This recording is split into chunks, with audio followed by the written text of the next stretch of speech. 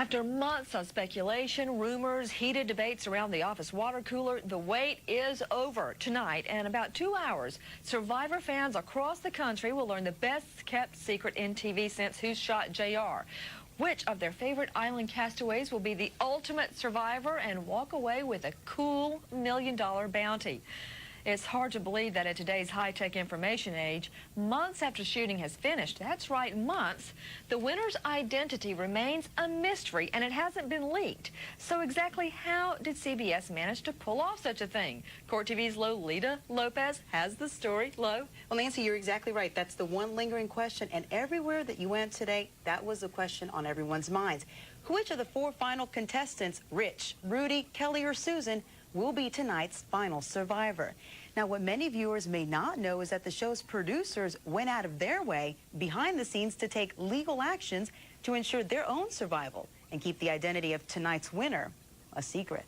I'm tired of feeding people that don't do anything. From the beginning, Survivor contestant Susan Hawk spoke freely about her feelings for her fellow castmates, going so far as to form an alliance with fellow finalists Kelly and Rich. So the alliances have begun. The whole point of forming an alliance is so we're all going to vote the same way. And the cunning strategy appears to have paid off, with the crafty castaways surviving to tonight's final episode, along with crusty former Navy SEAL Rudy.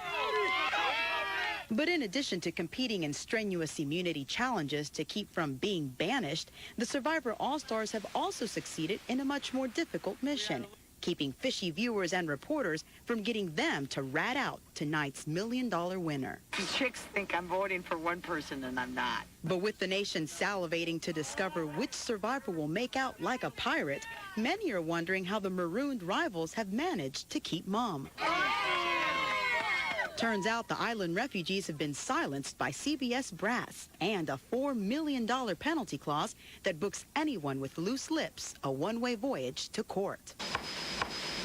So tonight, as viewers try to hit the bullseye with their pick, the survivors are remaining silent. I've narrowed it down to 4. I'm one of them. All right, well, he seems pretty confident. Now, in addition to the $4 million penalty each of the contestants face for breaking their confidentiality agreements, they probably stayed quiet for another reason as well. Several of the castaways have ludicrous commercial endorsement and television deals in the works that they don't want to jeopardize by becoming the fink that let out the secret. Nancy? Go, Kelly. No. That's all I've got to say. Lolita, thanks. Sure. Tonight with us live in the Court TV newsroom is John Probstein. He is an entertainment lawyer who will give us some insight into why the Survivor secret has survived this long. Hi, John. Hi there. How are you? I'm fine. John, big question. Now, we never found out who was Deep Throat. We found out at the very end who shot JR. How in the heck have they kept the Survivor a secret? Well, they did a pretty good job of it. I think one of the best things that they did was who they cast in it. They cast people who were able to keep their mouths shut and who were able to abide by the terms of the confidentiality agreement they signed. Are you surprised it hasn't leaked out? Well, it's certainly the best-kept secret of this week, but I got to tell you, this is really quite common in the entertainment business to have these type of non-disclosure agreements. Now, a lot of times they're referred to as non-disclosure or secrecy clauses, and some sources say the secrecy clause here can be up to $4 million, kind of a penalty. Would it work? We know none of the survivors have that kind of money anyway. That's right. Sometimes courts don't enforce these type of agreements because they call them penalties rather than what they should be, which is actually, to use a legal term, a liquidated damage clause. But realize that these people, yes, are probably not the type of defendants that you want to sue because they probably don't have a lot of money. But like you said, they have a lot of things going for them. They have these endorsements, TV spots, and posing for Playboy. Hey, question. What about other people, though? Not the island castaways. What about hotel employees, the airline employees, even the boat operators? You think they don't know who left the island with a bottle of champagne and a big fat cigar? Exactly, but you have to remember these are people from another country. America's a very litigious type of country. Hey, everybody understands money. That's right, except if they sign these type of agreements in another country, it's possible that they would not only lose the lawsuit, but they might also be possibly subject to the legal fees incurred by CBS. So it's really more of an incentive in other jurisdictions other than America. Last question. Why didn't another network try to buy off some of the survivors, get them to rat out, offer them more money than the penalty clause?